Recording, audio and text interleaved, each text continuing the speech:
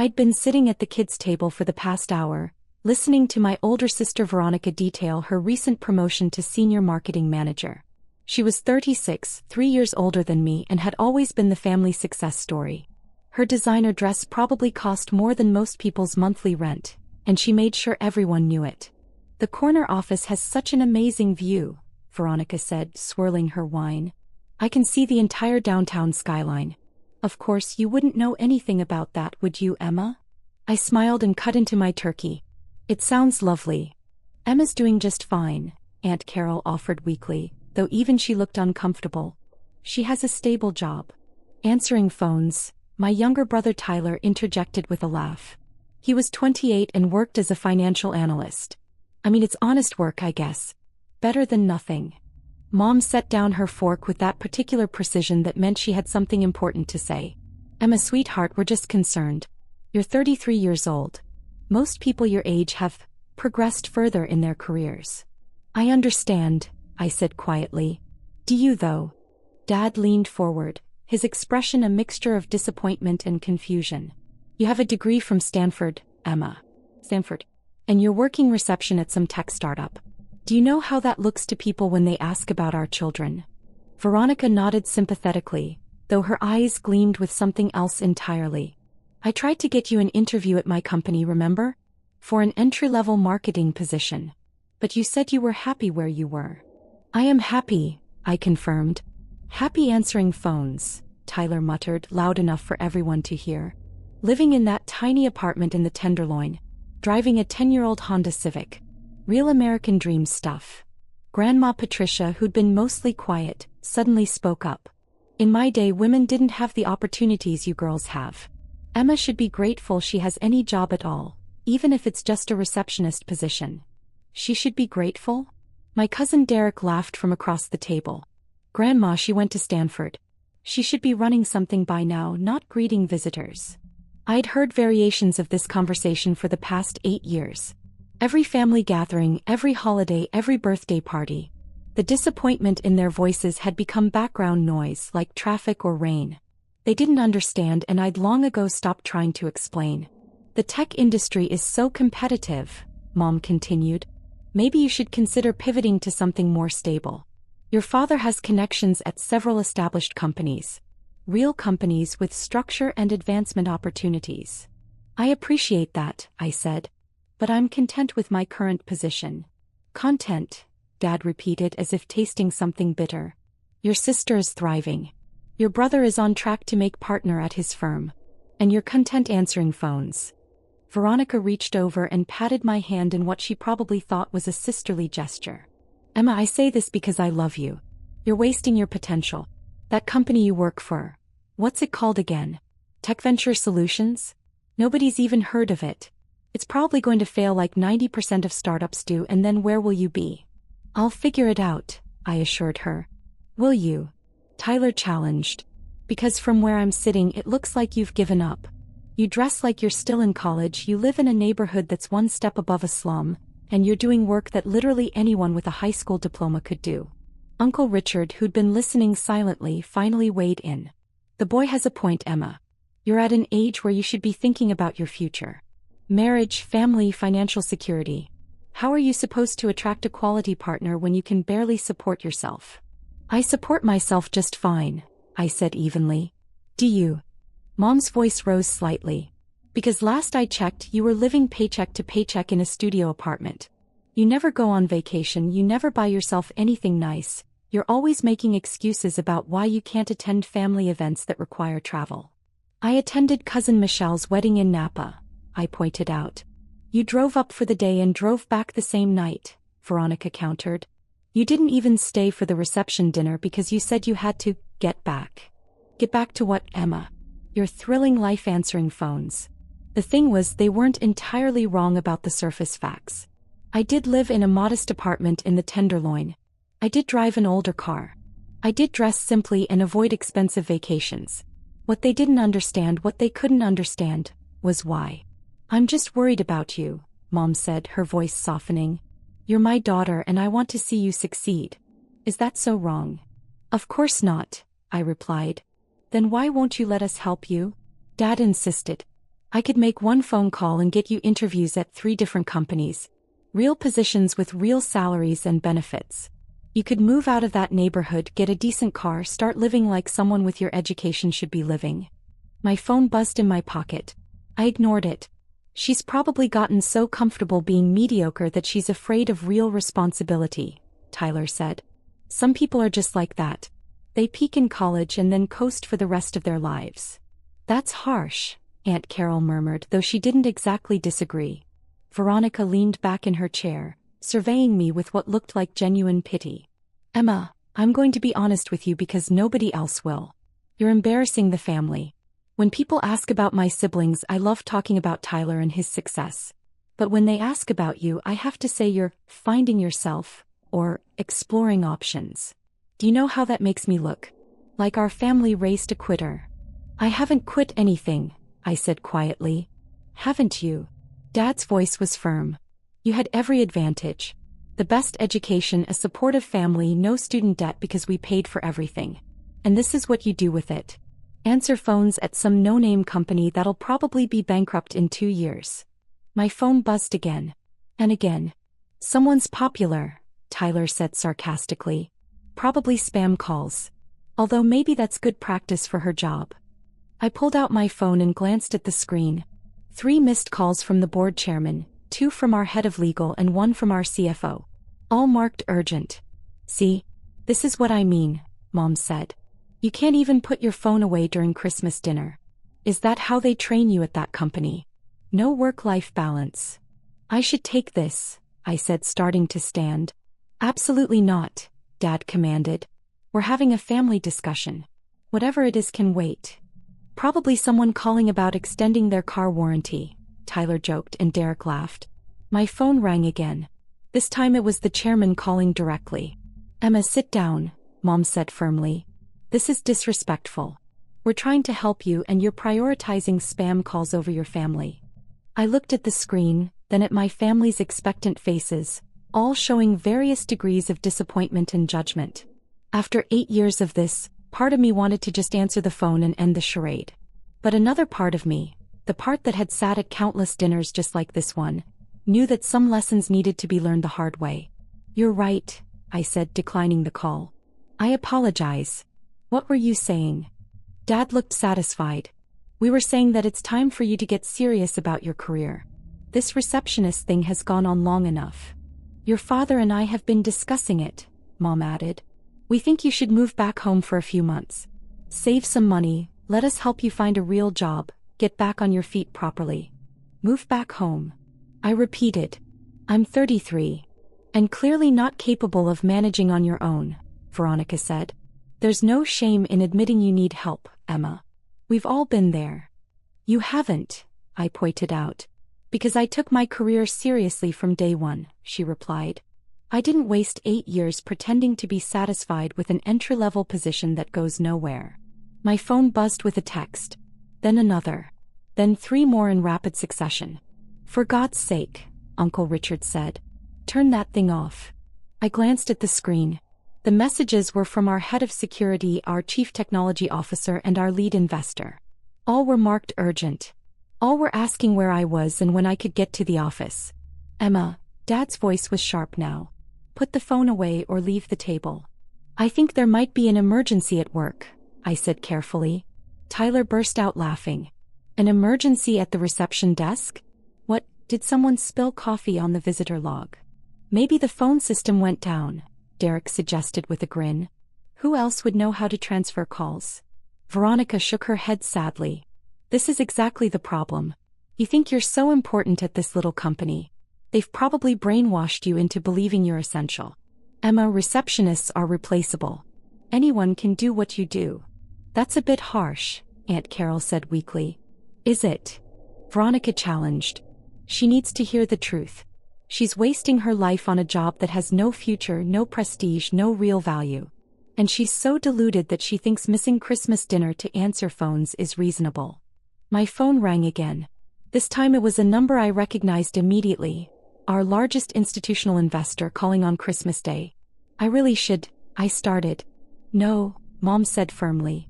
Whatever it is can wait until tomorrow. This family time is important, Emma. You need to get your priorities straight. Your mother's right, Dad agreed. Part of growing up is learning what matters. And right now what matters is this family and this conversation about your future. I looked around the table. Every face showed some variation of the same expression. Disappointment, concern, a kind of pitying judgment that had become so familiar over the years. They truly believed they were helping me. They genuinely thought I was a failure who needed saving. Fine, I said, silencing my phone completely. Let's talk about my future. Dad looked pleased. Now we're getting somewhere. First things first, how much notice do you need to give at this company? 2 weeks is standard, Tyler offered. Though for a receptionist they might not even need that much. I could get you an interview next week, Veronica said. It wouldn't be anything senior, obviously. You'd have to start near the bottom and work your way up. But at least it would be a real company with a real career path. What kind of salary are you making now? Uncle Richard asked. If you don't mind me asking. I named a figure. My official receptionist salary, which was modest but comfortable. The table erupted in sympathetic murmurs.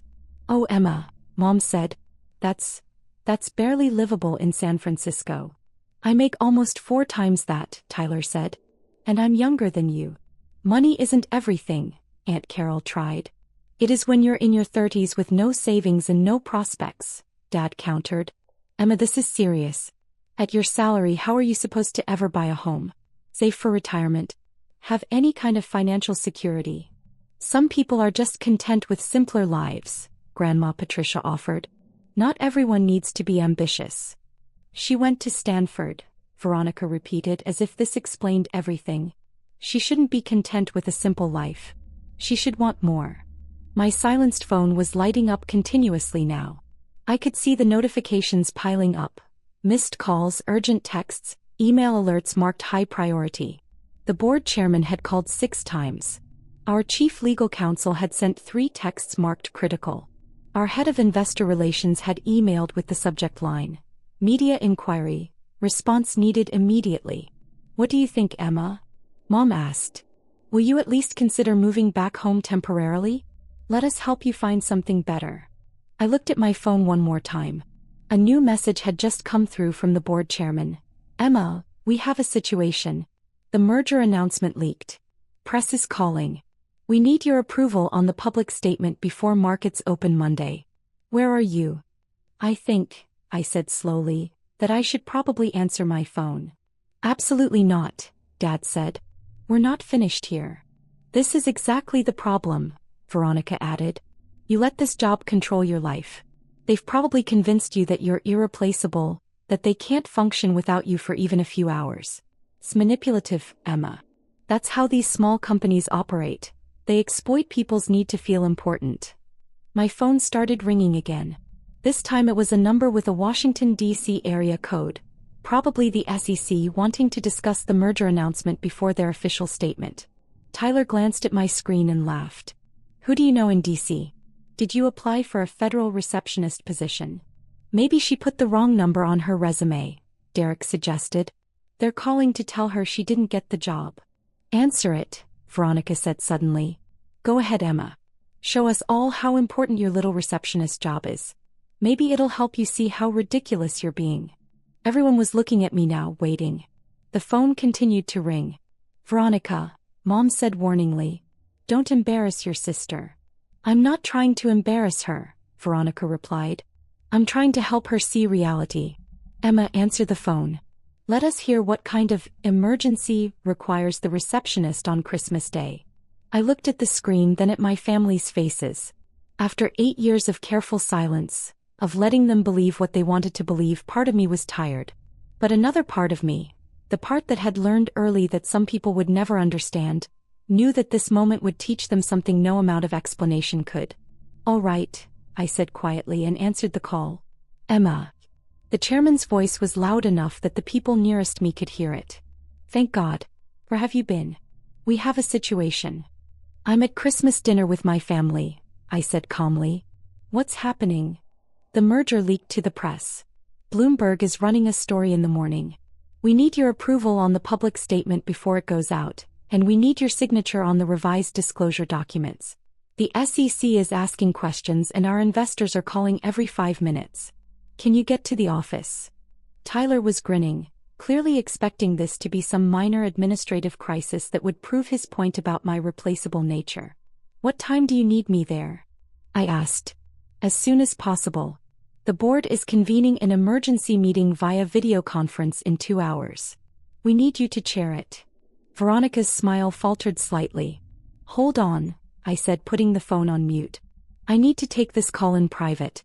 It might be a few minutes. Of course it will be, Dad said wearily. Go ahead. We'll be here when you're done wasting time on whatever crisis they think they have.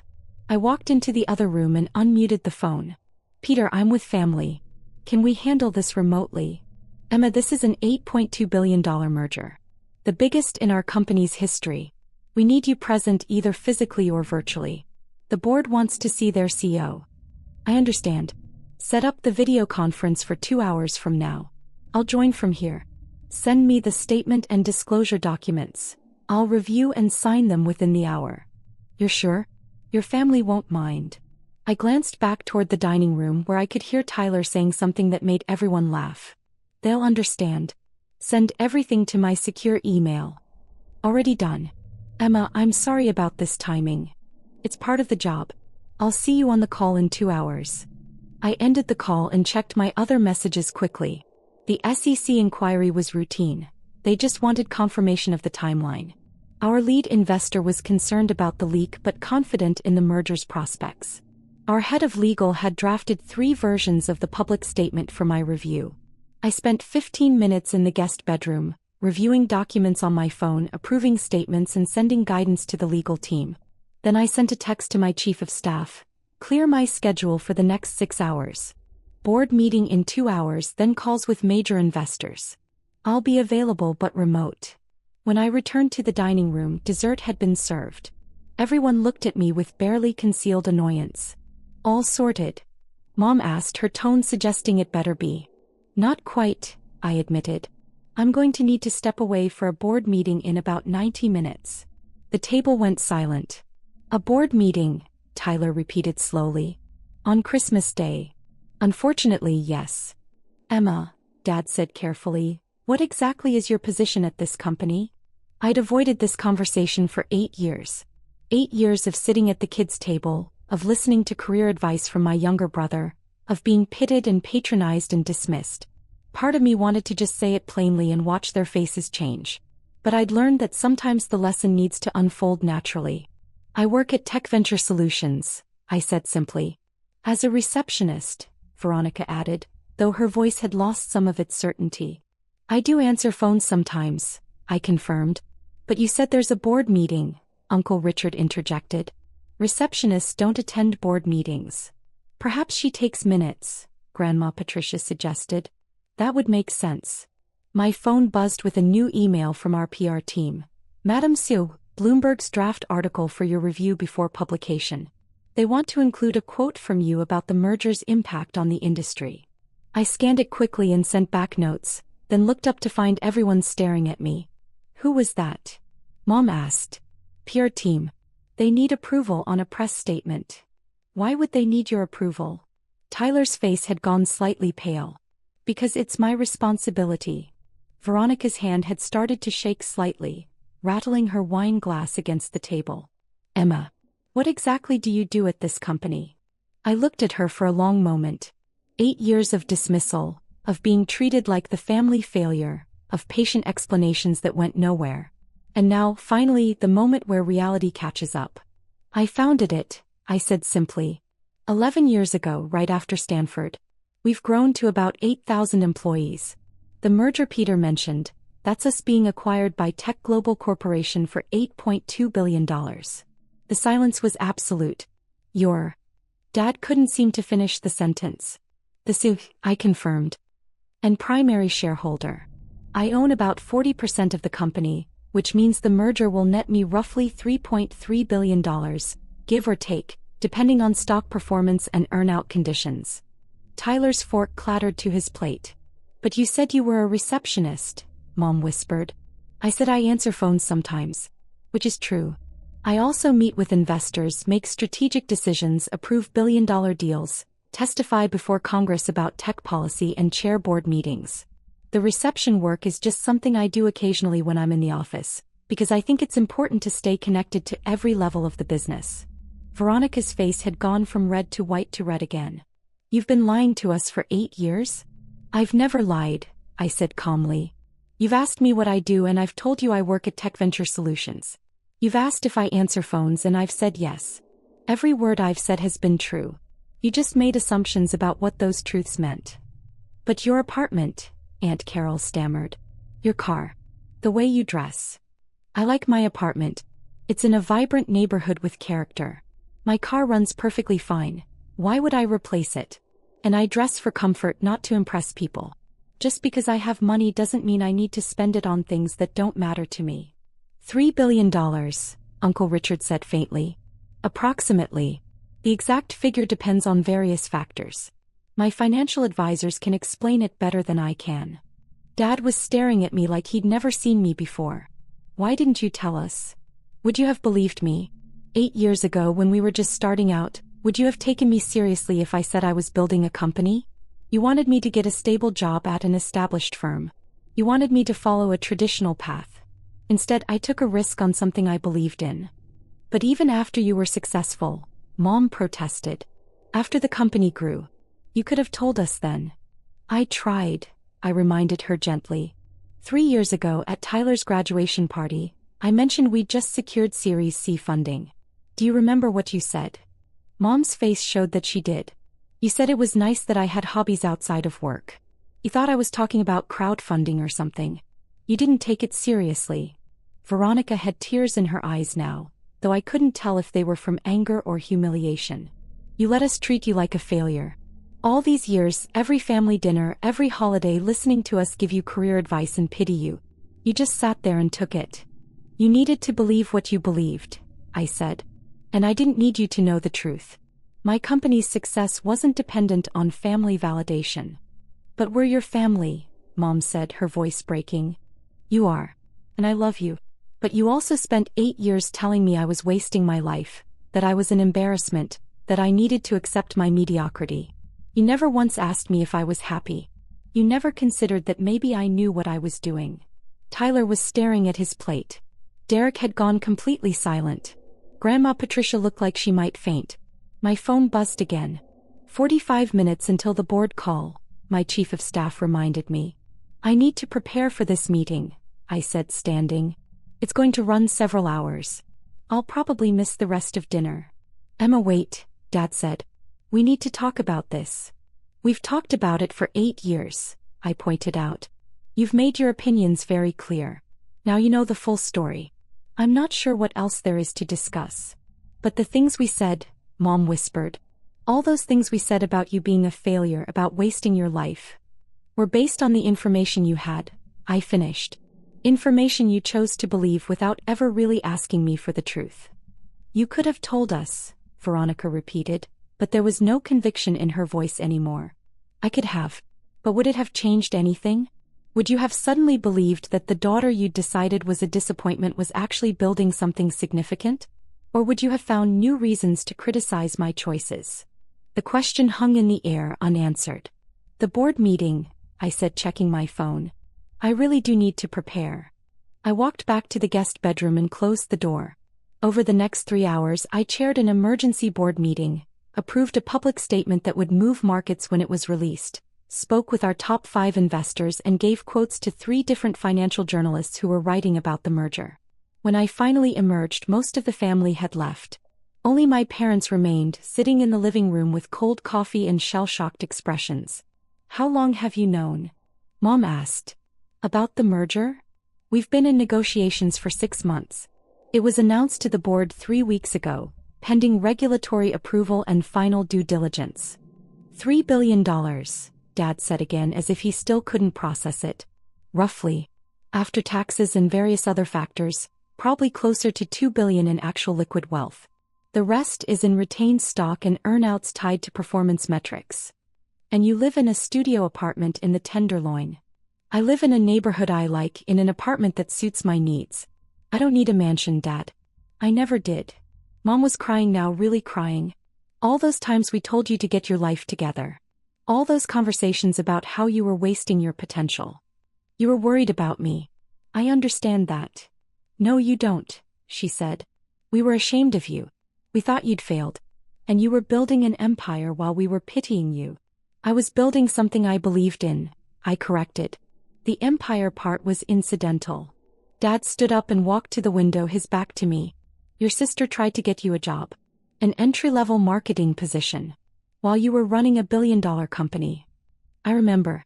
I declined politely. We thought you were being stubborn and prideful. That you couldn't accept help because you were too proud to admit you needed it. I didn't need it. But thank you for offering. The silence stretched out. On my phone, I could see the preliminary market reactions to the merger announcement. Our stock was up 18% in after-hours trading. The financial press was calling it one of the biggest tech acquisitions of the year. My chief of staff had sent me a summary of the coverage. Mostly positive, with some concerns about regulatory scrutiny but overall optimism about the strategic fit. What happens now? Mom asked finally. Now. The merger closes in about 4 months, assuming regulatory approval. I'll stay on as CEO during the transition period, then probably take some time off to figure out what I want to do next. I meant with us. With the family. I looked at my parents. These two people who'd raised me, supported me through college, and then spent 8 years fundamentally misunderstanding me. I didn't feel angry exactly. Just tired. That depends on you, I said. I'm still the same person I was yesterday. I still live in the same apartment, drive the same car, do the same work. The only thing that's changed is your perception of it. But we treated you terribly, Mom protested. You treated me according to what you believed was true. I don't hold that against you. You should, Dad said, turning back from the window. We should have asked more questions. Should have been more curious about your life instead of just judging it. Yes, I agreed. You should have. The honesty seemed to hit him harder than any anger could have. Can we start over? Mom asked. Can we try to understand now? Maybe, I said. But not tonight. I need to get back to the office for some follow-up calls with our Asian investors. They're in a different time zone. And you need time to process this. Will you come to New Year's dinner? She asked tentatively. I'll think about it. We could meet for lunch sometime, Dad offered. Just us. No big family gathering. You could tell us about your company. About what you've built. I'd like that, I said. And I meant it. I gathered my things and headed for the door. As I was putting on my coat, I heard Veronica's voice from the kitchen, where she'd apparently been hiding this whole time. Emma, she started then stopped. I waited. I don't know what to say. You don't have to say anything. Yes, I do. I was cruel to you. For years I was cruel. And you just took it. Why? I thought about this for a moment. Because you needed to feel superior and I didn't need you to know the truth. It cost me nothing to let you believe what you wanted to believe. But it must have hurt. All those things we said. Did it hurt? I considered. Sometimes. But I was busy building something real. Your opinions, while hurtful, weren't relevant to that work. Veronica flinched. That's harsh. It's honest. You've spent 8 years being harsh to me. I'm just being honest with you. Can I see it? Your company. Maybe someday. When you're actually interested in what I've built, not just impressed by what it's worth. I left without saying goodbye to anyone else. As I drove back to my studio apartment in my 10-year-old Honda Civic, my phone continued buzzing with messages from investors, journalists, and board members. The merger was real now, public, impossible to ignore. The financial world was taking notice of what we'd built. But as I unlocked my apartment door and sat down at my modest desk to continue working, I realized that the only thing that had really changed was other people's perception. The work was the same. The mission was the same. And I was still the same person I'd been at that Christmas dinner. Just one that my family was finally starting to see clearly. My phone buzzed one more time. It was a text from Tyler. I'm sorry. For everything. I was wrong about you. I read it twice then typed back. I know. Thank you for saying it. It wasn't forgiveness exactly. But it was a start.